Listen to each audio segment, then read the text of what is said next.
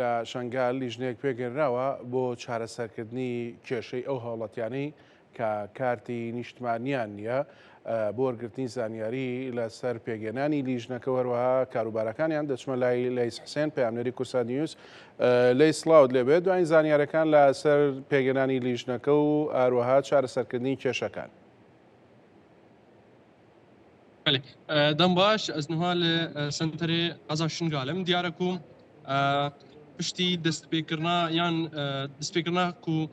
wan kesên ku forma xorakê ya elektronî dabigirin lê diyar e ku li Şingalê jimareka mezina xelkê vê deverê karta niştimanî nîne ku ew jî yek jê mercên here sereke ye ji bo tomarkirinê di nav aplîkasyona forma xorakê ya elektronî de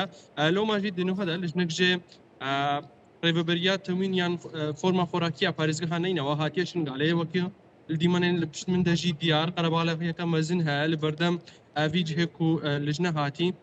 ji bo tomarkirina wan malbatayan xêzanên ku heta niha nikarîne navê xwe di nav aplîkasyona forma xwarinêya elektronî de tomar bikin. Li gorî wan zaniyariyên bi dest meketîn wekû tîma Kursa News heta niha bi tirjên 900 formên xorakî hatîne tomarkirin ji bo wan xêzanan yên ku kartên niştimanî nînin tenê wan nasnama barê şaristanî heye loma jî karê li jinê berdewam e lê piştî me daxwaz ji wan kirî li jine bi hîç awayekê li berdem ragihandinê axiftin nîne diyar e ku bi biryareke giştî ya Wezareta Bazirganiya Iraqê ev li jine bi çi awayekî hîç lêdwanekê ji bo ragihandinê nade lê li gorî wan zaniyariyên bi dest meketîn heta niha wek me amaje pêkirî bi tirjê 900 forman hatiye tomarkirin û diyar e jî prosa wê divan çend rojên bihê de